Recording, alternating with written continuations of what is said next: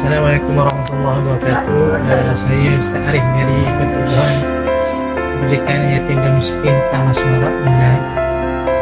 Dengan ini ingin mengucapkan jutaan terima kasih jazakallahu khairan jazak kepada penyumbang-penyumbang. Kami doakan semoga dipermudahkan segala urusan penyumbang, diberikan keluasan rezeki dan dimudahkan rezeki. Dan semoga penyumbang-penyumbang ini dipermudahkan. Assalamualaikum warahmatullahi wabarakatuh.